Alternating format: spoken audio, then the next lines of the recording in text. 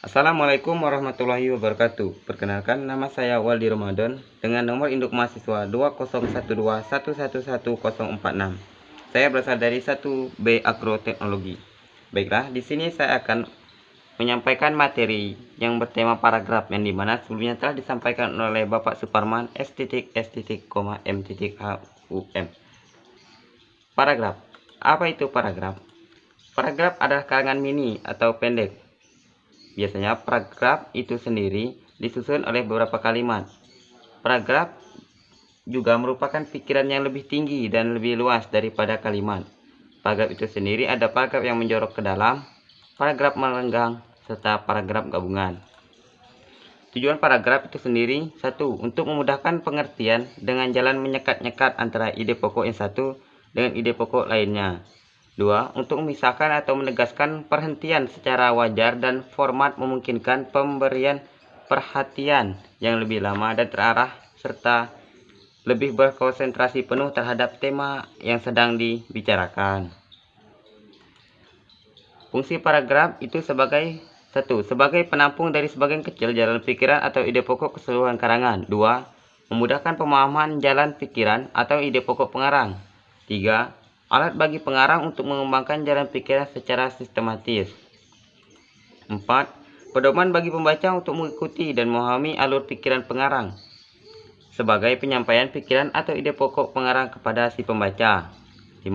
Sebagai penanda bahwa pikiran baru saja dimulai. 6. Dalam rangka keseluruhan karangan, paragraf dapat berfungsi sebagai pengantar, transisi, dan penutup atau konklusi.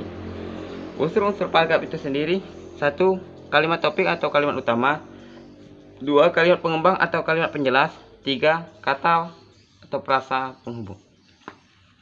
Ciri-ciri paragraf itu ada 5. 1. Setiap paragraf mengandung makna, pesan, pikiran, atau ide pokok yang relevan dengan ide pokok keseluruhan karangan.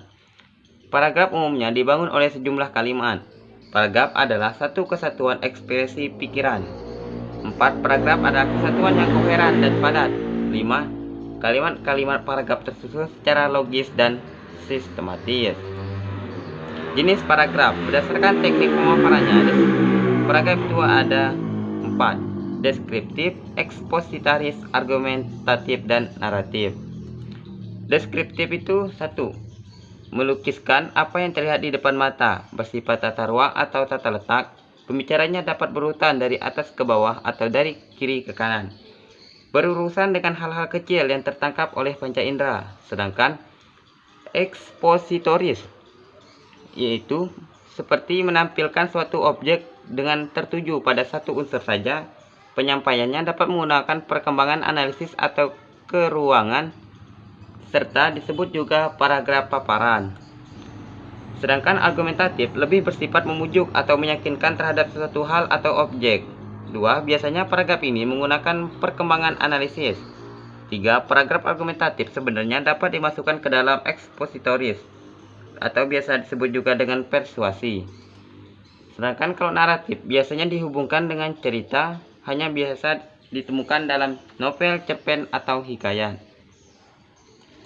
Jenis-jenis paragraf itu berdasarkan pengembangan ada 3, yaitu deduktif, induktif, campuran, di mana paragraf deduktif biasanya berpolakan umum atau khusus, sedangkan induktif yang berpolakan khusus dan umum. Campuran yaitu berpolakan umum, khusus, umum, dan khusus, umum, khusus. Contoh paragraf deduktif ada 1. Contohnya, kebudayaan dapat dibagi atas 2 macam, yaitu kebudayaan fisik dan kebudayaan non-fisik, di mana kebudayaan fisik tampak jelas karena merujuk pada benda-benda. Kebudayaan non-fisik ada yang berupa pemikiran dan berupa tingkah laku. Contoh hasil kebudayaan fisik adalah patung, lukisan, rumah, mobil, dan jembatan. Contoh kebudayaan yang berupa pemikiran adalah filsafat, pengetahuan, ideologi, etika, dan estetika. Hasil kebudayaan yang berupa tingkah laku adalah adat istiadat, tidur, bertani, bahkan berkelahi. Itu merupakan contoh paragraf deduktif. Sedangkan contoh paragraf induktif adalah: pentingnya buku sebagai sarana mencerdaskan bangsa sudah diamanatkan dalam garis-garis besar haluan negara GBHN tahun 1993. Namun, Penerapannya di lapangan masih jauh dari harapan. Banyak kalangan muda yang lebih suka santai sambil mengobrol daripada membaca buku. Hal itu menunjukkan bahwa buku Indonesia belum menjadi kebutuhan. Itu merupakan contoh dari paragraf induktif. Sedangkan paragraf campuran adalah seperti contoh berikut. Manusia adalah makhluk sosial. Semua pekerjaan sehari-hari kita membutuhkan manusia. Misalnya, kita ingin makan, tentu saja kita membutuhkan petani untuk mendapatkan nasi, nelayan untuk mendapatkan ikan, dan peternak untuk mendapatkan daging. Semua aspek di kehidupan kita tidak luput dari bantuan orang lain. Bahkan, untuk mati pun kita membutuhkan orang lain. Oleh karena itu, kita tidak bisa hidup sendiri tanpa orang lain. Transisi.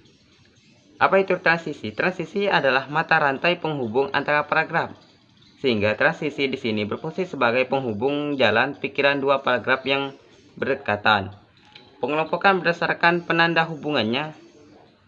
1. Penanda hubungan kelanjutan antara lain dan serta lagi pula, tambahan lagi, bahkan, kedua, ketiga, selanjutnya, akhirnya, terakhir. Hubungan waktu antara lain seperti dahulu, sekarang, kini, kelak, sebelum, setelah, sesudah, sementara itu, sehari kemudian, tahun depan. Penanda klimaks antara lain paling, senyater.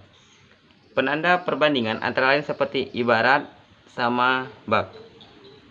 Penanda kontraks antara lain tetapi, biarpun, walaupun, sebaliknya. Penanda urutan jarak antara lain di sana, di sini, di situ, sebelah, dekat, jauh. Penanda ilustrasi antara lain umpama, contoh, misalnya. Penanda sebab akibat antara lain sebab, oleh, sebab itu, oleh karena, akibatnya. Penanda syarat atau penggadaian seperti jika kalau, andai kata, seandainya. Penanda kesimpulan antara lain ringkasnya, kesimpulannya, garis besarnya, rangkuman. Perbedaan kata dan frasa itu sendiri yaitu kata adalah satuan bahasa terkecil yang dapat berdiri sendiri. Sedangkan frasa adalah gabungan dua kata atau lebih yang bersifat non-predikatif. Ya, mungkin hanya itu yang dapat saya sampaikan. Atas kekurangannya saya mohon maaf. Saya akhiri. Wassalamualaikum warahmatullahi wabarakatuh.